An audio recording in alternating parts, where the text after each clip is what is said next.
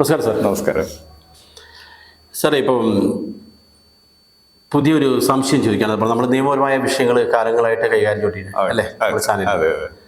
പുതിയ വാടക കരാറ് നിലവിൽ വന്നു. പുതിയ നിയമം, വാടകയുമായിട്ട് ബന്ധപ്പെട്ട നിയമങ്ങൾ. ഒരു കാലത്ത് നമ്മളൊരു വീടോ അല്ലെങ്കിൽ ഒരു കെട്ടിടമോ വാടകയ്ക്ക് എടുത്തു കഴിഞ്ഞാൽ പിന്നെ നമ്മുടെ സ്വന്തം പ്രോപ്പർട്ടി പോലെ കാലങ്ങളായിട്ട് വർഷങ്ങളായിട്ട് ചിലവരൊന്നും അത് ആദ്യത്തെ ഒരു എഗ്രിമെന്റ് എഴുതുക പിന്നെ അത് പുതുക്കുന്ന പരിപാടിയൊന്നും ഉണ്ടായിരുന്നില്ല. അത് പിന്നെ കുറേ വർഷങ്ങളായി ഇദ്ദേഹത്തെ ഒഴിപ്പിക്കാൻ വേണ്ടി പാടുപെടുന്നതൊക്കെ നമ്മൾ കാണാറുണ്ട്. അതുപോലെ കടമുറികൾ, അത് വർഷാവർഷം പുതുക്കിയത് പോലും രണ്ടാമത് ഒഴിയാൻ പറ്റാത്ത ഒരു അവസ്ഥ. അതായത് കുറെ കാശ് മുടക്കി നമ്മളൊരു കെട്ടിടം പണിതിട്ട് ആ വാടക കൊടുത്ത് പിന്നെ അവസാനം വാടകയും ഇല്ല, കേസും കൂട്ടൊക്കെ ആയി വർഷങ്ങളായിട്ട് പോയിട്ട് അങ്ങനെ ഒരുപാട് വർഷങ്ങളായിട്ട് പോയിട്ട് അങ്ങനെയുള്ളൊരു കാലഘട്ടത്താണ് തോന്നുന്നു. പിന്നെ സന്മനസ്സുള്ളവർക്ക് സമാധാനം എന്ന് പറഞ്ഞ സിനിമയിലൂടെ വളരെ വ്യക്തമായിട്ട് അത് വരച്ച് കാണിച്ചു അല്ലേ. അപ്പൊ ഇപ്പൊ പുതിയ നിയമങ്ങൾ വന്നു. പഴയ പണ്ടൊക്കെ ഒരാൾക്ക് ഒഴിപ്പിക്കണമെന്ന് അദ്ദേഹത്തിന് വലിയൊരു എമൗണ്ട് കൊടുത്ത് അയാളുടെ ഡിമാൻഡൊക്കെ അംഗീകരിച്ചതൊക്കെ ആയിരുന്നു ആ ഒരു അവസരത്തിൽ ആൾക്കാർ കൈകാര്യം ചെയ്യുന്നത്. ഈ പുതിയ നിയമം എന്താണ്, അതിനെപ്പറ്റി ഒന്ന് പറയാമോ? വാടക ഒരു കാര്യം പറയാനുള്ളത്, ഈ താങ്കൾ ഒരു വശം മാത്രമേ പറഞ്ഞു. വാടകക്കാരെ ഒഴിപ്പിക്കാൻ പാടുപെടുന്ന ഒരു ലാൻഡ് ലോഡിന്റെ അവസ്ഥ തിരിച്ചും ഉണ്ടാകാറുണ്ട്. വാടകക്കാരനെ പെട്ടെന്ന് ഒഴിപ്പിക്കുക, അല്ലെങ്കിൽ അദ്ദേഹത്തിനോട് എന്താ പറയുക, പെട്ടെന്ന് തുകയങ്ങ് വല്ലാണ്ട് കൂട്ടുക, ഈ ഇലക്ട്രിസിറ്റി വാട്ടറൊക്കെ ഡിസ്കണക്ട് ചെയ്യുക, അങ്ങനെ പല വിധത്തിൽ ഉപദ്രവിക്കുന്ന ലാൻഡ് ലോഡ്സിന്റെ സംഭവം ഉണ്ടായിട്ടുണ്ട്. ഇത് രണ്ടും കൂടെ സ്ട്രൈക്കിംഗ് ദ ബാലൻസിലാണ് നിയമം പോകുന്നത്. ഒരു വശം മാത്രം പോലെ ശരിയാണ്. അല്ല, ഞാനത് പറഞ്ഞേ ഉള്ളൂ. അത് സ്വാഭാവികമായിട്ട് ഞാൻ ഇതും ഒരുപാട് സ്ഥലങ്ങൾ കണ്ടിട്ടുണ്ട്. കാരണം നമ്മൾ ഒരു എഗ്രിമെന്റ് ചെയ്ത് ടൈം കഴിഞ്ഞാൽ നമ്മൾ സ്വാഭാവികമായിട്ടും ഒഴിഞ്ഞു കൊടുക്കണം. അത് ഒഴിഞ്ഞു കൊടുക്കാതെ അദ്ദേഹം പിന്നെ എന്ത് പറഞ്ഞാലും ഒഴിയില്ല, പുതിയ അഗ്രിമെന്റ് പുതുക്കില്ല കുറേ കാലങ്ങളായിട്ട്. അപ്പോൾ അതിനകത്ത് ആർക്കും ഇടപെടാൻ പറ്റാത്തൊരവസ്ഥ. പിന്നെ അത് കോടതിയിലേക്കാണ് പോകുന്നത്. പോലീസിന് പോലും അതിനകത്ത് ഇടപെടാൻ പറ്റാത്ത പല അവസ്ഥ ഞാൻ കണ്ടിട്ടുണ്ട്. പിന്നെ അത് കോടതിയിലേക്കാണ് പോകുന്നത്. അപ്പൊ കോടതിയിലും പോയിട്ടും വലിയ പെട്ടെന്നൊന്നും തീരുമാനമാകാത്ത ഒരു അവസ്ഥ ഉണ്ടായിരുന്നു അല്ലെ. ഒരുപാട് കാലം കേസ് കൂട്ടായി പോയി കഴിഞ്ഞാൽ അപ്പോൾ ആൾക്കാരുടെ പിന്നെ അപ്പോഴാണ് ചില സ്ഥലങ്ങളിൽ ആൾക്കാർ ഗുണ്ടകളെയൊക്കെ വെച്ചിട്ട് പിടിച്ചിറക്കുന്ന സിറ്റുവേഷൻ അല്ലെ. അങ്ങനെയൊക്കെ കാണാറുണ്ട് പല സ്ഥലത്തേക്ക്. അപ്പൊ ഇപ്പൊ പുതിയ നിയമം എന്താണ്? വാടക കരാർ നമ്മളിപ്പോ മുന്നേ ഒരു 100 രൂപ സ്റ്റാമ്പ് പേപ്പറിനകത്ത് ഒരു എഗ്രിമെന്റ് എഴുതിയിട്ട് കൊടുക്കായിരുന്നു. പിന്നെ അതിപ്പോ മാറി ലേറ്റസ്റ്റ് ഇപ്പൊ 500 രൂപയുടെ മുദ്രപത്രമായിട്ടാണ് പലരും ഉപയോഗിക്കുന്നത് അല്ലേ. ഇപ്പൊ എന്താണ് പുതിയ വാടക നിയമം? പുതിയ രണ്ട് കാര്യങ്ങളുണ്ട്. ഈ കേരളത്തില് വാടകയുമായി ബന്ധപ്പെട്ട് ഓൾറെഡി ഒരു നിയമമുണ്ട്. 1965 Kerala building lease and rent control act എന്ന നിയമം പണ്ടേ ഉണ്ട്. 1965 ഓർക്കണം. അന്ന് ഈ നിയമം ഉള്ളതാണ്. അപ്പം അന്ന് ലാൻഡ് ലോഡ്സ് ടെനൻസിനെ അനാവശ്യമായി ഒഴിപ്പിക്കുന്നതും അവരെ ഉപദ്രവിക്കുന്നതും ഒക്കെ തടയുന്നതിന് വേണ്ടിയും ടെനൻസി റൈറ്റ്സ് പ്രൊട്ടക്ട് ചെയ്യുന്നതിനും വേണ്ടിയാണ് ആ നിയമം 1965 ഉണ്ടായത്. പക്ഷേ അത് കേരളത്തിലെ സ്ഥിതിയാണ്. ഇന്ത്യയിലെ മറ്റ് സംസ്ഥാനങ്ങളിൽ പലയിടത്തും ഇങ്ങനൊരു നിയമമേ ഇല്ല. വാടക നിയമങ്ങളില്ല. അപ്പൊ അങ്ങനെ വന്നപ്പോഴത്തേക്ക് ഒരു രാജ്യത്ത് തന്നെ ഉണ്ടെങ്കിൽ തന്നെ ഒരു സ്റ്റേറ്റിന്റെ നിയമം മറ്റൊരു സ്റ്റേറ്റിന്റെ നിയമം വ്യത്യാസം. അല്ല, അപ്പൊ ഇത്രയും കാലം അങ്ങനെ ഒരു നിയമം ഇല്ലാതെയാണ് ആ സ്റ്റേറ്റ് പോയത്. പലത്തും അങ്ങനെ വന്നു. അപ്പൊ എങ്ങനെയാണ് അപ്പൊ അവിടെ ഒരു ഡിസ്പ്യൂട്ട് വന്നു കഴിഞ്ഞാൽ എങ്ങനെ കൈകാര്യം ചെയ്യുന്നത്? അല്ല, സിവിൽ കോടതി പോകാം. അപ്പൊ എഗ്രിമെന്റ് ചോദിക്കത്തില്ല അവിടെ? എഗ്രിമെന്റ് എല്ലായ്പ്പോഴും റൈറ്റിംഗ് ആണോ നിർബന്ധമില്ല. എഗ്രിമെന്റ് ഇന്ത്യൻ കോൺട്രാക്ട് ആക്ട് എന്നൊരു നിയമമുണ്ട്. അതനുസരിച്ചാണ് 1872 നിയമമാണ്. അതനുസരിച്ചാണ് പല എഗ്രിമെന്റ് ഉണ്ടാകുന്നത്. ആ നിയമത്തിൽ പറയുന്നത് എഗ്രിമെന്റ് റൈറ്റിംഗിലാണോ നിർബന്ധമില്ല. വാക്കാലുള്ള എഗ്രിമെന്റ് ആകാം. അത് ശരി. അപ്പൊ അതാണ് നിലവിലുണ്ടായ നിയമം. ഇനി ചില സംസ്ഥാനങ്ങൾ ഉണ്ടെന്ന് തന്നെ വിചാരിക്കുക. അപ്പൊ ഒരു സംസ്ഥാനത്തെ നിയമം വേറെ സംസ്ഥാനത്തെ നിയമം വ്യത്യാസം ഉണ്ടാവും. അങ്ങനെ ഒരു സാഹചര്യം കൊണ്ടില്ലേ.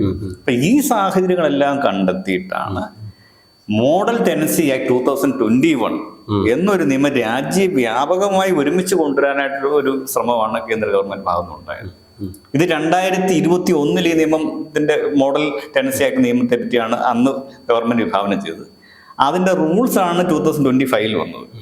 അപ്പം അതാണ് നിലവിലുള്ള സ്ഥിതി. മോഡൽ ടെനൻസി ആക്ട് 2021 വരുമ്പോൾ കേരളത്തിൽ 1965 നിയമം ഉണ്ടോ എന്നുള്ള കാര്യം കൂടെ നമ്മൾ മനസ്സിലാക്കി. പുതിയ നിയമത്തിൽ വന്നിരിക്കുന്ന മാറ്റങ്ങൾ ശ്രദ്ധിച്ചു. ഇതിനു മുമ്പ് പല സ്ഥലങ്ങളിലും ഒരു റിട്ടേൺ എഗ്രിമെന്റ് ഇല്ല. പലപ്പോഴും വാക്കാലുള്ള കരാറ് മാത്രമാണ്. ഈ വാക്കാലുള്ള കരാർ വരുമ്പോഴത്തേക്ക് ലാൻഡ് ലോഡിൽ എപ്പം വേണം തെരഞ്ഞെ ഒഴിപ്പിക്കാം. പക്ഷെ അദ്ദേഹം കുടുംബമായിട്ട് കഴിയുന്നതാവാം. ഇനി പെട്ടെന്ന് വാടക കൂട്ടി കിട്ടാൻ വേണ്ടി ഒരു തന്ത്രം എന്നുള്ള രാത്രി ഒഴിപ്പിക്കാൻ വന്നത് വരാം. ഇതൊക്കെ ഒഴിവാക്കാൻ വേണ്ടിയിട്ട് പുതിയ മോഡൽ ടെനൻസി ആക്ട് പ്രകാരം agreement is writing is mandatory. രേഖാമൂലമുള്ള ഒരു എഗ്രിമെന്റ് വേണം. പല കേസുകളിലും ഞാൻ കണ്ടിട്ടുള്ളത് ഈ എഗ്രിമെന്റ് ഇല്ല, ഒരു വാടക ചീട്ട് എഴുതി മേടിക്കും. ആരാ? ലാൻഡ് ലോഡ് ടെനന്റിന്റെ ഒരു വാടക ചീട്ട് എഴുതി മേടിക്കുക. അതെന്താ വാടക ചീട്ടുന്നത്? ടെനന്റ് ഞാൻ നിങ്ങളുടെ കെട്ടിടം വാടകയ്ക്ക് എടുത്തുകൊള്ളാം, അത് 11 മാസത്തേക്കായിരിക്കും, ഇത്ര വാടക തന്നുകൊള്ളാം. ഇതെല്ലാം ആരാ എഴുതുന്നത്? ടെനന്റ് മാത്രം, ലാൻഡ് ലോഡ് എഴുതുന്നില്ല. എന്നിട്ട് ഇത് ലാൻഡ് ലോഡ് അങ്ങ് വാങ്ങിച്ചു വെക്കും. അപ്പം ഈ കെട്ടിടത്തിന് ഉടമസ്ഥാവകാശം ലാൻഡ് ലോഡിന്, അതിന്റെ ടൈറ്റിൽ ഡീഡ് ലാൻഡ് ലോഡിന്, ഈ വാടക ചീട്ടിന്റെ ഒറിജിനൽ പോലും ലാൻഡ് ലോഡിന്റെ കയ്യിൽ, ടെനന്റിൽ ഒന്നുമില്ല. അതിന്റെ അർത്ഥം ടെനന്റിനെ എപ്പോൾ ലാൻഡ് ലോഡ് ഒഴിപ്പിച്ചു വിടാം. നാളെ ഇങ്ങനെ വാടക ചീട്ട് ഇല്ല എന്നയാൾ വാദിച്ചാൽ എവിടെ നിന്ന് കണത്തെ മേടിച്ച് വെച്ചിരിക്കില്ലേ? Land load കയ്യിലിരിക്കും. അവിടെ ലാൻഡ് ലോഡ് തനിക്കുള്ളതായ അധികാരങ്ങളും അവകാശങ്ങളും ദുരുപയോഗം ചെയ്യാമെന്ന് ആന്റിസിപ്പേറ്റ് ചെയ്തിട്ട് പുതിയ നിയമത്തിൽ എങ്ങനെയാണെന്നറിയോ? എഗ്രിമെന്റ് ആക്കണം. അതായത് രണ്ടു കൂട്ടരും, ലാൻഡ് ലോഡും ടെനന്റും ഒപ്പിടണം. അപ്പം ഈ വാടക ചീട്ടങ്ങ് പോയേ, വാടക എഗ്രിമെന്റ് ആയി. ഇനി അടുത്തത്, ഈ വാടക എഗ്രിമെന്റ് ഒറിജിനൽ ആരുടെ സൂക്ഷിക്കും?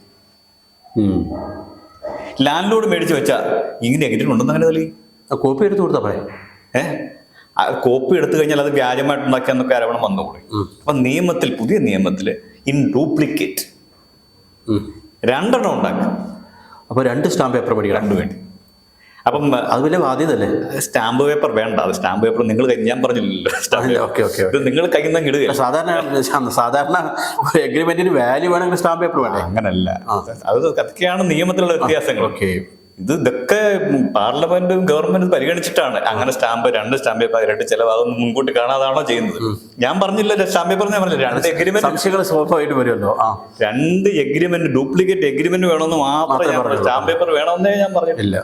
സ്റ്റാമ്പ് പേപ്പർ വേണ്ട. ഇത് എഗ്രിമെന്റ് ഇൻ റൈറ്റിംഗ് ആയിരിക്കണം. ഒന്നാമത്തെ കാര്യം. ഒരു കണ്ടീഷൻ കൂടെ ഉണ്ട്, ഈ എഗ്രിമെന്റ് രജിസ്റ്റർ ചെയ്യണം. പുതിയ നല്ല വാല്യൂ ഉള്ളൂ. അപ്പൊ രജിസ്റ്റർ എന്ന് പറയുമ്പോഴത്തേക്ക് നമ്മളൊക്കെ ധരിക്കുന്നത് എന്താ? നേരെ സബ് രജിസ്ട്രാർ ഓഫീസിൽ പോയി സ്റ്റാമ്പ്, നിങ്ങൾ പറഞ്ഞ സ്റ്റാമ്പ് പേപ്പറിലൊക്കെ എടുത്ത് രജിസ്റ്റർ ചെയ്യുന്നു. അങ്ങനെയല്ല. ഇതൊക്കെയാണ് നിയമത്തിലെ മാറ്റങ്ങൾ. റെന്റ് അതോറിറ്റി എന്നൊരു അതോറിറ്റി തന്നെ ഈ മോഡൽ ടെനൻസി ആക്ട് വിഭാവനം ചെയ്യുന്നു, സെക്ഷൻ 30 അനുസരിച്ച്. അവിടെയാണ് രജിസ്റ്റർ ചെയ്യേണ്ടത്. അതാരാ അതിന്റെ ഉത്തരവാദിത്തപ്പെട്ടത്? അത് ഡെപ്യൂട്ടി കളക്ടറുടെ റാങ്കിലുള്ള ഒരു ഉദ്യോഗസ്ഥൻ, ഡെസിഗ്നേറ്റഡ് ഉദ്യോഗസ്ഥൻ. അപ്പൊ ഡെപ്യൂട്ടി കളക്ടർ റാങ്കുള്ള ഒരു ഉദ്യോഗസ്ഥന്റെ മുന്നിലാണ് നമ്മൾ രജിസ്റ്റർ ചെയ്യുന്നത്. ഇപ്പം ജനന മരണ രജിസ്ട്രേഷൻ ഇല്ലേ, വിവാഹ രജിസ്ട്രേഷൻ ഇല്ലേ, ഇതൊന്നും സബ് രജിസ്ട്രാർ ഓഫീസിലല്ല. അതൊക്കെ പഞ്ചായത്തിലും കോർപ്പറേഷനും മുനിസിപ്പാലിറ്റിയിലും നമ്മൾ ചെയ്യുന്നത്. ആ റാങ്കിൽ പെടുന്ന ഉദ്യോഗസ്ഥരാരൊക്കെയാണ്? ഏതിനകത്താ? ഈ ഡെപ്യൂട്ടി കളക്ടറുടെ ആ റേഞ്ചിൽ വരുന്ന, ഡെപ്യൂട്ടി കളക്ടറുടെ റാങ്കുള്ള, ആ റാങ്കിലുള്ള വേറെ ഇപ്പോ എല്ലാവർക്കും പോയി അവിടെ തന്നെ പോകണം. അവിടെ തന്നെ പോയി രജിസ്റ്റർ ചെയ്യണം. അതെ, ഡെസിഗ്നേറ്റ് ചെയ്യാം. ഇപ്പൊ ഡെപ്യൂട്ടി കളക്ടർ റാങ്കിലുള്ള ഒത്തിരി പേരുണ്ടാവാം. എണ്ണം കൂടുതൽ. തഹസിൽദാരൊക്കെ വരുമോ? ഇല്ല, അത് തഹസിൽദാർക്ക് മേളിലാണ്. അതാണ് ചോദിക്കുന്നത്. തഹസിൽദാർ വരില്ല. അപ്പൊ ആ നിലയ്ക്ക് ഗവൺമെന്റ് അതിന്റെ ആവശ്യകത മനസ്സിലാക്കി ഡെസിഗ്നേറ്റ് ചെയ്യണം. പക്ഷെ അങ്ങനെ ഡെസിഗ്നേറ്റ് ചെയ്യുന്ന റെന്റ് അതോറിറ്റിക്ക് ഡെപ്യൂട്ടി കളക്ടർ റാങ്ക് ഉള്ളതായിരിക്കണം. അതാണ് നിയമവിഭാഗം. അപ്പം ഡെപ്യൂട്ടി കളക്ടർ റാങ്കിലുള്ള റെന്റ് അതോറിറ്റി സെക്ഷൻ 30 പ്രകാരം രജിസ്റ്റർ ചെയ്യണം. ഈ രജിസ്റ്റർ ചെയ്യുന്ന എഗ്രിമെന്റ് എങ്ങനെയാണെന്ന് അറിയോ? ഈ എഗ്രിമെന്റിന്റെ കൂടെ, എഗ്രിമെന്റിന്റെ കൂടെ നമുക്ക് വേണമെങ്കിൽ സാധാരണഗതിയിൽ മറ്റേ എത്രയെന്ന സ്റ്റാമ്പ് ആകുന്നില്ല. പക്ഷെ അതിനകത്ത് കുഴപ്പമില്ല. ആ എഗ്രിമെന്റിനോടൊപ്പം, നിയമത്തിലുള്ള എഗ്രിമെന്റിനോടൊപ്പം തന്നെ ഈ രജിസ്ട്രേഷൻ ഫോമാറ്റ് ഷെഡ്യൂളിൽ കൊടുത്തിട്ടുണ്ട്, പൊതുവായിട്ടുണ്ട്. അതിൽ പ്രകാരം അതിനകത്ത് ആ പ്രിസ്ക്രൈബ് ഫോം ഫില്ലപ്പ് ചെയ്ത് അതോടൊപ്പമാണ് റെന്റ് എഗ്രിമെന്റ്. ഓൺലൈനിൽ നിന്നൊക്കെ ഡൗൺലോഡ് ചെയ്യാൻ പറ്റും, എടുക്കാം. അല്ലെങ്കിൽ ആക്ടിൽ തന്നെ ഉണ്ട്, ടൈപ്പ് ചെയ്ത് ചെയ്യാം. അപ്പൊ അതോടൊപ്പമാണ് എന്ത് വെക്കുന്നത്? ഈ റെന്റ് എഗ്രിമെന്റ് വെക്കുന്നത്. ഇത് 2 ചേർത്താ രജിസ്റ്റർ ചെയ്യുന്നത്. ഇത് കൂടാതെ ലാൻഡ് ലോഡിന്റെ, ടെനന്റിന്റെയും ആധാർ കാർഡ്, പാൻ കാർഡ്, ഇതും കൂടെ അല്ല, അതിന്റെ നമ്പർ കൂടെ ചേർത്ത് വേണം രജിസ്റ്റർ ചെയ്യാൻ. ഇതിന്റെ കോപ്പിയൂടെ ചേർത്ത് ആണ് രജിസ്ട്രേഷൻ. അപ്പൊ അതിനകത്ത് സ്റ്റാമ്പ് പേപ്പർ വേണ്ടത്. അപ്പൊ അതെങ്ങനെയാ? ഏത് പേപ്പറിനകത്ത്? സ്റ്റാമ്പ് പേപ്പറിനകത്ത് ചെറിയ വ്യത്യാസമുണ്ട്. ചിലപ്പോൾ അത് പ്രാക്ടിക്കലായിട്ട് വരുന്നതേ ഉള്ളൂ. ചില സന്ദർഭങ്ങളിലെങ്കിലും മിനിമം സ്റ്റാമ്പ് പേപ്പർ, ഇപ്പം ഒരു എഗ്രിമെന്റ് അതിന്റെ നിയമം പറയുകയാണെന്നുണ്ടെങ്കിൽ രജിസ്ട്രേഷൻ ആക്ട് നിയമമുണ്ട്. അതനുസരിച്ച് ഈ 1 വർഷവും അതിന് മുകളിലുള്ള വാടക കരാറുകൾ രജിസ്റ്റർ ചെയ്യണമെന്നുണ്ട്. അപ്പൊ അങ്ങനെ ഒരു രജിസ്ട്രേഷൻ ഉണ്ടെങ്കിൽ 11 മാസം 11 വേണ്ട. 11 വേണ്ട. 11 വേണ്ട. അപ്പൊ വീട് നമ്മൾ 11 മാസത്തെ എഗ്രിമെന്റ് ചെയ്യുമ്പോൾ അത് രജിസ്റ്റർ ചെയ്യണ്ട, വേണ്ട. അതുകൊണ്ടാണ് 11 മാസത്തേക്ക് ഇടുന്നത്. അത് ശരി. എന്തുകൊണ്ടാണ് 11 മാസത്തേക്ക് ഇടുന്നത്? 12 രജിസ്റ്റർ ചെയ്യേണ്ടി വരും. അപ്പം 12 മാസമുള്ള ഓൾറെഡി രജിസ്ട്രേഷൻ ഉള്ള സ്ഥിതിക്ക് അതും അങ്ങനെയുള്ള രജിസ്ട്രേഷൻ ഉണ്ടെങ്കിൽ വേറെ രജിസ്ട്രേഷൻ വേണോ? ഇതൊക്കെ ക്വസ്റ്റ്യൻ മാർക്കാണ്. അതൊക്കെ കോടതി തീരുമാനിക്കേണ്ട കാര്യങ്ങളാണ്. സാധാരണഗതിയിൽ ഈ നിയമത്തിൽ പറയുന്നത് സ്റ്റാമ്പിനെ പറ്റി പ്രത്യേകിച്ച് പറയുന്നില്ല. അത് പ്രാക്ടിക്കൽ റൂൾസ് വരുമ്പോൾ അതിന്റെ വ്യത്യാസം. ചിലപ്പം വേണമെങ്കിൽ കേരള ഗവൺമെന്റ് റൂൾസ് ഉണ്ടാക്കിയിട്ട് പറയാം മിനിമം 500 രൂപയുടെ സ്റ്റാമ്പ് പേപ്പർ വേണം എന്ന് പറയാം. ഇപ്പോഴും റൂൾസ് വന്നിട്ടില്ല. റൂൾസ് വന്നുള്ളൂ, ഓരോ സംസ്ഥാനത്തും വന്നുകൊണ്ടിരിക്കുന്നുള്ളൂ. കേരളത്തിൽ ആസച്ച് വ്യക്തത വന്നിട്ടില്ല. ഇനി അടുത്ത ചോദ്യം, ഈ റെന്റ് അഗ്രിമെന്റ് 1 വർഷത്തേക്കാണെന്നുണ്ടെങ്കിൽ മൊത്തം റെന്റിന്റെ 5% ഇതിന്റെ സ്റ്റാമ്പ് പേപ്പർ ചെയ്യണമെന്നാണ് നിയമം നിലവിലുള്ളത്. അപ്പൊ അങ്ങനെ തന്നെ വേണോ? ഇനി അത് 2 വർഷമാണെങ്കിൽ എങ്ങനെയാ? അപ്പൊ 2 വർഷത്തിന്റെ ചേർത്ത് വേണോ? ഈ കാര്യങ്ങളൊക്കെ വ്യക്തത വരുത്തേണ്ടതുണ്ട്. നിലവിലെ നിയമം 10,000 രൂപയാണ് 500 രൂപയുടെ ഏതാ 5%. അല്ല, മൊത്തം ആനുവൽ റെന്റിന്റെ 5%. ആനുവൽ റെന്റിന്റെ 5%. വളരെ കുറവായിരിക്കും. ഈ നിയമത്തിൽ പോലും വാടക എത്രയാന്ന് പറയുന്നില്ല. അത് ഇവർ എഗ്രിമെന്റ് വരെ ചെയ്യണമെന്ന് പറയും. ശരി. അങ്ങനെയുള്ള എഗ്രിമെന്റ്, ആ എഗ്രിമെന്റും പ്രിസ്ക്രൈബ്ഡ് ഫോർമാറ്റ് 2 പേരും ഒപ്പിട്ട് 2 പേരുടെ ആധാർ കാർഡും പാൻ കാർഡിന്റെ കോപ്പി ആയിട്ട് പോയിട്ട് റെന്റ് അതോറിറ്റി മുന്നിൽ രജിസ്റ്റർ ചെയ്യുന്ന നിയമത്തിൽ പറയുന്നു. 11 മാസമാണോ? അല്ല, അതിന് റെന്റ് എത്ര കാലത്തേക്കാണ് ഈ റെന്റ് എന്നുള്ളത് ഈ എഗ്രിമെന്റ് പറയണമെന്നുള്ളത്. അല്ല, 11 മാസത്തേക്കാണോ രജിസ്റ്റർ ചെയ്യണ്ടല്ലോ? ഇപ്പൊ 11 ആണെങ്കിലും ശരി, 2 മാസം വേണമെങ്കിൽ പുതിയ ആക്ട് അനുസരിച്ച് ചെയ്യണം. ഓക്കെ, അതാണ് ഇതിന്റെ മെയിൻ വ്യത്യാസം. എപ്പോഴാന്ന് വെച്ചാല് വാടക കരാറിൽ ഏർപ്പെട്ട് 60 ദിവസത്തിനുള്ളിൽ ചെയ്തിരിക്കും. അങ്ങനെയാണ്. അത്രയോ? അത് ശരി. അപ്പൊ സ്റ്റാമ്പ് പേപ്പർ വേണമെന്ന് നിർബന്ധം. സ്റ്റാമ്പ് പേപ്പറിന്റെ അത് വ്യക്തത വരുത്തേണ്ടതുണ്ട്. ചിലപ്പം എഗ്രിമെന്റിൽ സ്റ്റാമ്പ് പേപ്പർ തന്നെ വേണം, മിനിമം സ്റ്റാമ്പ് പേപ്പറെങ്കിലും വേണം എന്ന് പറയാം. രണ്ടാമത് ഞാൻ പറഞ്ഞ പോലെ ആനുവൽ റെന്റ് ആകുമ്പോൾ അതിന്റെ 5% വേണം എന്നുള്ളത് വരാം. അതിന്റെ വ്യക്തത വരുന്നതേ ഉള്ളൂ. അത് അങ്ങനെ ചെയ്യാം. പക്ഷേ ഈ നിയമത്തിലെ ഒരു പ്രധാനപ്പെട്ട പോയിന്റ് എന്ന് പറയുന്നത് രജിസ്ട്രേഷൻ ഈസ് മാൻഡേറ്ററി. അത് ഡ്യൂപ്ലിക്കേറ്റിലായിരിക്കും. രജിസ്ട്രേഷൻ ചെയ്തില്ലെങ്കിൽ നാളെ എന്തെങ്കിലും ഡിസ്പ്യൂട്ട് ഉണ്ടായി കഴിഞ്ഞാൽ കോടതിയിൽ അതിന് വാല്യൂ ഉണ്ടാവില്ല.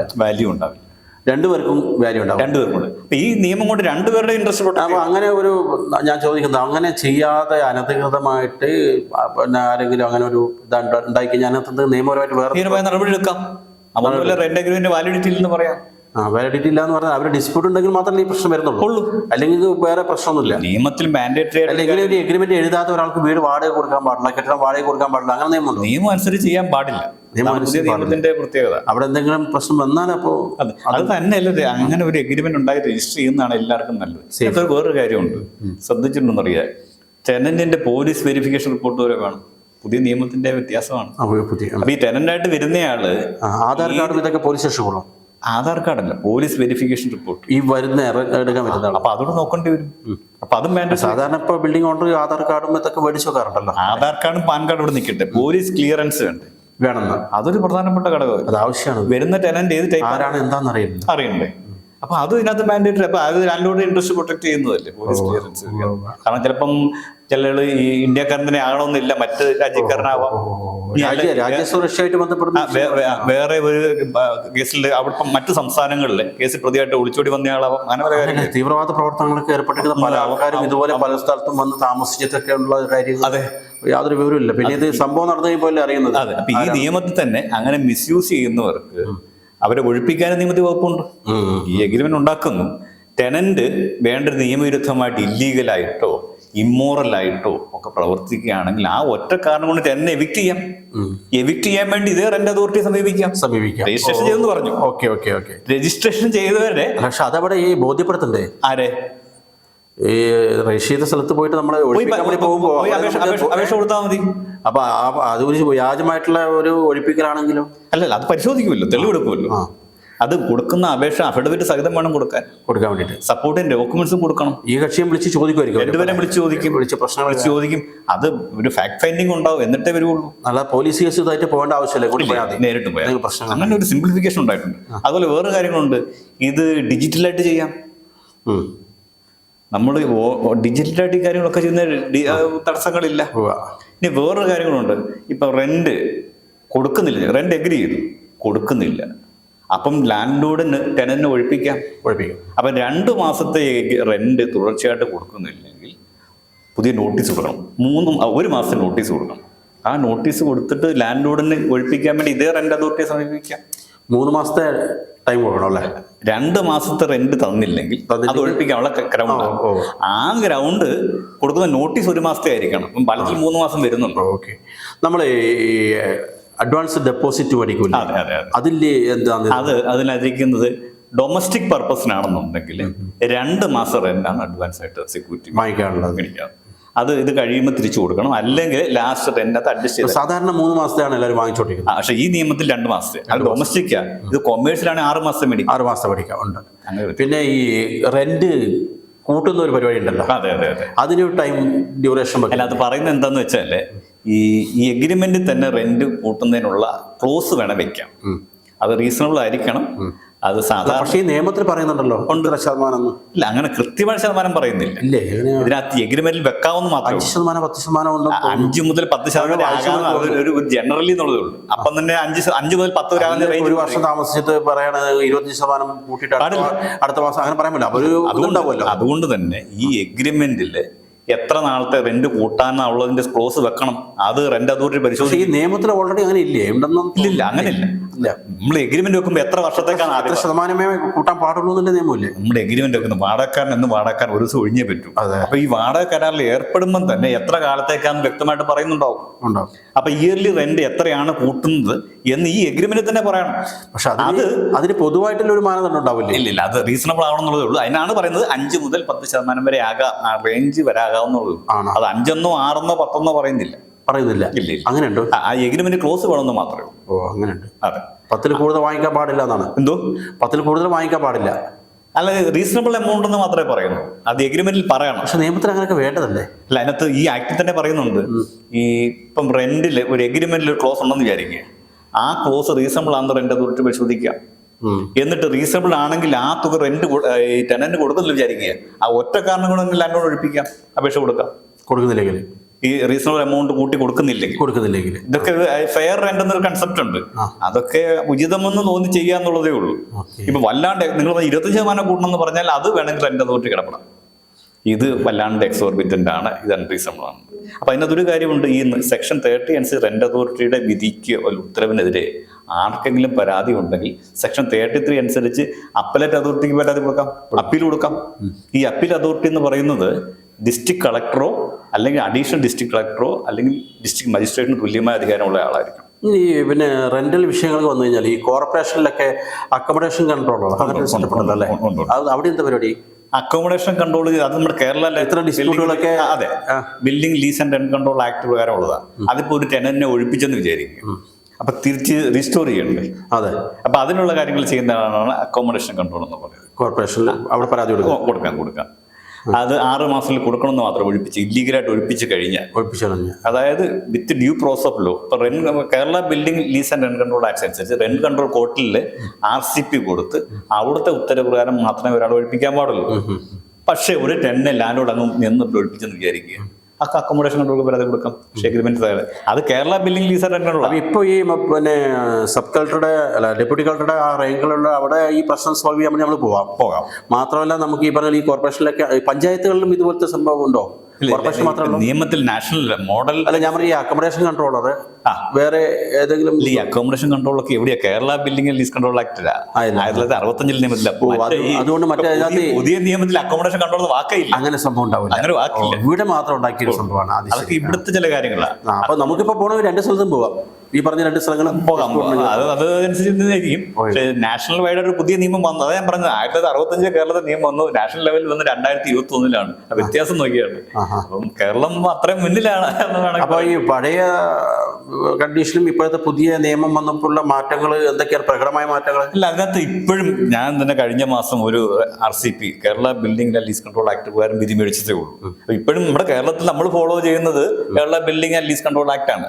മറ്റേ കേസ് ഒരു പ്രിലിമിനറി സ്റ്റേജിലാണ്. പക്ഷെ അതും വന്നിരിക്കും. സെൻട്രൽ ഗവൺമെന്റ് കൊണ്ടുവന്ന നിയമമാണ് ഇപ്പോൾ നമ്മൾ പറയുന്നത്. പക്ഷെ ഇപ്പോഴും നമുക്ക് ആപ്ലിക്കബിൾ ആയിട്ടുള്ള ഇതാ. കേരള ലോ റിപ്പീൽ ചെയ്തിട്ടില്ല. ഇല്ല, കേരളത്തിൽ നമ്മൾ സാധാരണ ഇതിലാണ് പോകുന്നത്. അത് പറഞ്ഞ പോലെ ഈ റെന്റ് അഗ്രിമെന്റിനകത്ത് സ്റ്റാമ്പ് ഡ്യൂട്ടി കാര്യത്തിൽ വ്യക്തത വരേണ്ടതുണ്ട്. ആക്ടിൽ അങ്ങനെ പറയുന്നില്ലെങ്കിലും റൂൾസ് വന്നിട്ട് ഇത്ര രൂപയുടെ മിനിമം വേണം എന്ന് പറയാം. അല്ലെങ്കിൽ തന്നെ രജിസ്ട്രേഷൻ ആക്ട് പ്രകാരമുള്ള 5% വേണമെന്ന് പറയാം. പക്ഷെ അന്നൊരു പ്രശ്നം വരുന്നത് ഈ ഡ്യൂപ്ലിക്കേറ്റ് വരുമ്പോൾ 2 പേയ്മെന്റ് വേണ്ടിയിട്ട് എഗ്രിമെന്റ് ഡ്യൂപ്ലിക്കേറ്റ് ആകണമെന്ന് മാത്രമേ ഉള്ളൂ. ആ ഡ്യൂപ്ലിക്കേഷൻ അഡീഷൻ ചാർജ് ഇപ്പൊ നമ്മൾ 5% പൈസ കൊടുത്ത് സ്റ്റാമ്പ് ഡ്യൂട്ടി കൊടുത്തിട്ട് റെന്റ് അഗ്രിമെന്റ് ഉണ്ടാക്കിയെന്ന് വിചാരിക്കുക. പിന്നെ ഡ്യൂപ്ലിക്കേറ്റ് അഡീഷണൽ വേണ്ട. ആ ഡ്യൂപ്ലിക്കേറ്റിന്റെ ഒരു 100 രൂപ അഡീഷണൽ എമൗണ്ട് മാത്രം കൊടുത്താൽ ഈ ഡ്യൂപ്ലിക്കേറ്റ് അവിടെ നിന്ന് തന്നെ തരുന്നതാണോ? എവിടെ നിന്ന് ഡ്യൂപ്ലിക്കേറ്റ് നമ്മൾ ഉണ്ടാക്കിക്കൊണ്ട് പോകണം. നമ്മൾ തന്നെ അത് എങ്ങനെ ഉണ്ടാക്കുന്ന ചോദിക്കുന്നത്? ഫോട്ടോസ്റ്റാറ്റ് എടുത്തിട്ട് ഉണ്ടാക്കും? എങ്ങനെയാ? അല്ല, ഡ്യൂപ്ലിക്കേറ്റ് നമ്മൾ രണ്ട് പ്രിന്റ് ഔട്ട് എടുത്താൽ പോരെ. 2 പ്രിന്റ് ഔട്ട് അങ്ങനെ അതിനകത്ത് 2 അതേ ഡയറക്റ്റ് അവിടെ സൈൻ ചെയ്യാൻ കോപ്പി എടുക്കുക. അപ്പൊ അത് 2ഉം ഒറിജിനൽ പോലെ അല്ലേ? 2 ഒറിജിനലായി. ഡ്യൂപ്ലിക്കേറ്റ് 2 ഒരേ സമയത്ത് എടുക്കുമ്പോൾ ഡ്യൂപ്ലിക്കേറ്റ് ആകും. അല്ലെങ്കിൽ ഫോട്ടോസ്റ്റാറ്റ് അല്ലേ? ഫോട്ടോസ്റ്റാറ്റ്. ഓക്കെ ഓക്കെ ഓക്കെ, അങ്ങനെയാണ് അല്ലേ? ഇനി ആ ഉത്തരവിനെതിരെ, അതായത് അഡീഷണൽ ഡിസ്ട്രിക്ട് മജിസ്ട്രേഷനോ റാങ്കുള്ള ആൾക്ക് സെക്ഷൻ 33 പ്രകാരം അപ്പീൽ കൊടുക്കാം. ആ ഉത്തരവിൽ ആർക്കെങ്കിലും പരാതി ഉണ്ടെങ്കിൽ ട്രൈബ്യൂണൽ സെക്ഷൻ 34 പ്രകാരം വീണ്ടും കൊടുക്കാം. അവിടെ അതിന് മേൽക്കോടതി ആ ട്രൈബ്യൂണൽ എന്ന് പറയുന്നത് ജില്ലാ ജഡ്ജിയോ അഡീഷണൽ ജില്ലാ ജഡ്ജിയോ റാങ്കുള്ള ഉദ്യോഗസ്ഥനായിരിക്കും. അപ്പൊ അത് കോടതിയല്ല, ട്രൈബ്യൂണൽ നമ്മൾ കോടതിയായി. അവിടേക്ക് പോകാം ഈ അപ്പീൽ വിധിക്ക് എതിരായിട്ട്. അപ്പൊ അതും നിയമത്തിൽ കൊണ്ടുവന്നിട്ടുണ്ട്. പിന്നെയുള്ളൊരു കാര്യം എന്ന് പറയുന്നത് ഇക്കാര്യത്തിൽ സുതാര്യത വരുത്തി എന്നുള്ളതാണ് ഏറ്റവും പ്രധാനപ്പെട്ട കാര്യം. 2 പേർക്കും, ലാൻഡ് ലോർഡും ടെനന്റിനും അവർക്ക് അവരുടെ അവകാശങ്ങൾ സംരക്ഷിക്കുന്ന നിയമമാണിത്. പിന്നെ വല്ലാണ്ട് രീതിയിലുള്ള എമൗണ്ട് റെന്റ് കൂട്ടാൻ പാടില്ല. 60 ദിവസമുള്ള രജിസ്ട്രേഷൻ നടത്തണം. പിന്നെ കാലാവധി വ്യക്തമായിട്ട് ഇതിൽ പറയണം. ഇനി അഥവാ കൂട്ടണം എന്നുണ്ടെങ്കിൽ ടെനന്റ് ഹോൾഡിംഗ് അവർ എന്ന് പറയും. അങ്ങനെ ഉണ്ടെങ്കിൽ അതിനകത്ത് ക്ലോസ് വേണം. ഇതുമായിട്ട് ബന്ധപ്പെട്ട എന്തെങ്കിലും തർക്കം ഉണ്ടെങ്കിൽ റെന്റ് അതോറിറ്റിയാണ് സമീപിക്കുന്നത്. ആ രീതിയിൽ സിംപ്ലിഫൈ ചെയ്തിട്ടുണ്ട്. പിന്നെ ഡിജിറ്റൽ അഗ്രിമെന്റ് ആകാം, ഡിജിറ്റലായിട്ട് രജിസ്ട്രേഷൻ മാൻഡേറ്ററി ആക്കി. പിന്നെ ഇതിന്റെ ബാക്കി കാര്യങ്ങൾ കണ്ടറിയണം. എന്തൊക്കെ പറഞ്ഞാലും എൻ്റെ അഭിപ്രായത്തിൽ ലാൻഡ് ലോർഡിന്റെയും ടെനന്റിന്റെയും അവകാശങ്ങളും താല്പര്യങ്ങളും സംരക്ഷിക്കുന്ന ഒരേപോലെ സംരക്ഷിക്കുന്ന നിയമമാണെന്ന് പറയേണ്ടി വരും. നന്നായി. പലപ്പോഴും വല്ലാണ്ട് വലിയ തുക അഡ്വാൻസ് മേടിച്ചിട്ട് കൊടുക്കാതെ സാഹചര്യങ്ങളൊക്കെ ഉണ്ടാകാറുണ്ട്. അത്തരം സന്ദർഭങ്ങളൊക്കെ ഒഴിവാക്കാൻ പറ്റും. പിന്നെ റെന്റ് കൊടുക്കാത്ത ഒഴിപ്പിക്കാൻ പെട്ടെന്ന് ക്വിക്കായിട്ട് തീരുമാനം എടുക്കാനായിട്ട് 60 ദിവസങ്ങളിൽ തീരുമാനം എടുക്കാനായിട്ട് സാധിക്കും. ഒരുപാട് ഡിലേ വരും. ഇപ്പം നിങ്ങൾ പറഞ്ഞില്ല മറ്റേ ഒത്തിരി ഡിലേ വരുന്നു. പക്ഷേ ഇത് 60 ദിവസത്തിൽ തീരുമാനം എടുക്കണമെന്നാണ് നിയമത്തിൽ. അപ്പൊ ഇതിവിടെ തീരുമാനം ആവാതിരുന്നൊക്കെ കോടതി പോകുന്ന ഒരു അവസ്ഥ വരുമോ? അത് ഞാൻ പറഞ്ഞോണ്ടല്ലോ. ആദ്യം റെന്റ് അതോറിറ്റി, അത് ഡെപ്യൂട്ടി കളക്ടർ, അതിന് മുകളിൽ അപ്പലേറ്റ് അതോറിറ്റി, ജില്ലാ കളക്ടർ അല്ലെങ്കിൽ അഡീഷണൽ ഡിസ്ട്രിക്ട് മജിസ്ട്രേറ്റ്, അതിന് മുകളിൽ കോടതിയാണ് റെന്റ് ട്രൈബ്യൂണൽ. ഇനി അതിന് മുകളിൽ പോണെങ്കിൽ ഹൈക്കോടതി പോകാം. അത് കോൺസ്റ്റിറ്റ്യൂഷണൽ റൈറ്റ്. ഇത്രയും കാര്യങ്ങൾ ഉണ്ട് നമുക്ക് അതായിട്ട് ചെലവില്ലാതെ ചെയ്യാൻ പറ്റുന്നത്. പിന്നെ ഇതിന്റെ വേറെ കാര്യം യൂണിഫോമിറ്റി. നാഷണൽ ലെവലിൽ ഇന്ത്യയിൽ ആകമാനം ഒരേ രീതിയിലുള്ള നിയമങ്ങൾ വരുന്നത് എല്ലാവർക്കും ഗുണകരമാണ്. പൊതുവെ ഓരോ സ്ഥലത്ത് പോകുമ്പോൾ ഓരോ നിയമങ്ങൾ വേണ്ട, മൊത്തത്തിൽ ഒരു നിയമമാണ്. അതാണ് വേണ്ടത്. ഓക്കെ, അതാണ് അതിനെ പറ്റിയിട്ടുള്ള വിഷയം. പുതിയ നിയമം വരട്ടെ, നല്ല കാര്യമാണ്. കണ്ടറിയണം. അല്ല, എല്ലാവർക്കും ഒരു നിയമം വരണം, അതാ വേണ്ടത്. അല്ലെങ്കിൽ ഓരോ സ്ഥലത്ത് പോകുമ്പോൾ ഓരോന്നിനും ഓരോ നിയമം, ഓരോരുത്തർക്കും ഓരോ നിയമം അല്ലേ? ഈ രജിസ്ട്രേഷൻ മാൻഡേറ്ററി ആക്കി നല്ലതെന്ന് ഞാൻ പറയുന്നത്. അല്ലെങ്കിൽ നിങ്ങൾ എന്റെ സ്ഥലത്ത് അതിക്രമിച്ച് കയറിയാൽ ലാൻഡ് ഒരു ട്രസ്പാസിന് കേസ് കൊടുത്താൽ ടെനന്റിന്റെ കാര്യം തീരുമാനമായി, പ്രശ്നമായി. മറിച്ച് എഗ്രിമെന്റ് ഉണ്ടെങ്കിൽ ടെനന്റിന് പറയാം, ഞാൻ നിയമപരമായ റെന്റ് എഗ്രിമെന്റ് പ്രകാരമാണ് ഇവിടെ കയറിയിരിക്കുന്നത് പറയാം. ഇനി ഒരു കാര്യം കൂടെ, ഈ ബിൽഡിങ് ടെനന്റിന് ഒഴിയണം എന്ന് വിചാരിക്കുക. 1 വർഷത്തേക്ക് എഗ്രിമെന്റ് എഴുതി ടെനന്റിന് പെട്ടെന്ന് ഒഴിഞ്ഞു പോകണം. ചിലപ്പോൾ ലാൻഡ് ലോർഡ് പിന്നെ വാശി പിടിക്കുക, എനിക്ക് 1 വർഷത്തെ മുഴുവൻ എഗ്രിമെന്റും തുകയും തരണമെന്ന്. അവിടെ 1 മാസത്തെ മാത്രം നോട്ടീസ് കൊടുത്തിട്ട് വേണമെങ്കിൽ ടെനന്റിന് കെട്ടിടം ഒഴിഞ്ഞു. അതിനകത്ത് പറയുന്നു. അല്ലെങ്കിൽ റെന്റ് എഗ്രിമെന്റ് പ്രത്യേകമായിട്ട് പറഞ്ഞു ഇത്ര മാസത്തെ നോട്ടീസ് വേണം. പ്രത്യേകിച്ച് ക്ലോസ് ഇല്ലെങ്കിൽ 1 മാസത്തെ നോട്ടീസിന് ടെനന്റിന് കെട്ടിടം ഒഴിഞ്ഞു കൊടുക്കാം. അതുപോലെ ഈ നാച്ചുറൽ കലാമിറ്റി, യുദ്ധം വന്നു, വെള്ളപ്പൊക്കം വന്നു, അങ്ങനെ ഈ കൊറോണ വന്നു. അപ്പൊ കെട്ടിട ഉപയോഗശൂന്യമായി പോയെങ്കിൽ അത് ഒഴിയാൻ പറ്റും. ഏതെങ്കിലും കാരണവശാൽ അങ്ങനെ നീണ്ടുപോയാൽ വീണ്ടും 1 മാസം കാലാവധിയോടെ നീട്ടിക്കൊടുക്കേണ്ടി വരും ലാൻഡ് ലോർഡ്. അങ്ങനെ കാര്യങ്ങളൊക്കെ നിയമത്തിൽ പറയും. ഓക്കെ, അതിനുള്ള ബോധം എല്ലാവരും മനസ്സിലാക്കട്ടെ അല്ലേ? പുതിയ നിയമങ്ങൾ വരട്ടെ, ആൾക്കാരുടെ സംരക്ഷണം പറ്റേ. അതിനകത്ത് ഞാൻ എൻ്റെ അനുഭവത്തിൽ നിന്ന് പറയുന്നത് striking A balance in between. Kerala ഹൈക്കോടതി പല കേസുകളിൽ പറഞ്ഞിട്ടുണ്ട്. ലാൻഡ് ലോർഡിന്റെ താല്പര്യം മാത്രമല്ല, ടെനന്റിന്റെ താല്പര്യം മാത്രമല്ല രണ്ട് കൂട്ടരുടെയും താല്പര്യങ്ങൾ സംരക്ഷിച്ചുകൊണ്ട് വേണം നിയമം വ്യാഖ്യാനിക്കുന്ന കേരള ഹൈക്കോടതി പണ്ടേ പറഞ്ഞു കഴിഞ്ഞു. അങ്ങനെയുള്ള നിയമമാണ് വന്നിരിക്കുന്നത്. ഇപ്പോഴത്തെ പ്രധാനപ്പെട്ട നിയമം വന്നിരിക്കുന്നത് നാഷണൽ ലെവലിൽ വന്നിട്ടുണ്ട്, കാര്യങ്ങൾ വന്നിട്ടുണ്ട്. അപ്പം 2 മാസത്തെ എഗ്രിമെന്റ് എമൗണ്ട് കൂടുതൽ അഡ്വാൻസ് വാങ്ങിക്കാൻ പാടില്ല. അപ്പം എഗ്രിമെന്റ് ഉണ്ടാകണം, അത് രജിസ്റ്റർ ചെയ്യണം. അത് നമ്മൾ വലിയ ഫോർമാലിറ്റി ഒന്നുമില്ല. അത് ഡെപ്യൂട്ടി കളക്ടർ റാങ്കിലുള്ള ഡെസിഗ്നേഷൻ ഓഫീസറിന്റെ അടുത്ത് പോയാൽ മതി, ഓൺലൈനായിട്ടും ചെയ്യാം. അങ്ങനെയുള്ള കാര്യങ്ങളാണ്. ഓക്കെ, നന്ദി.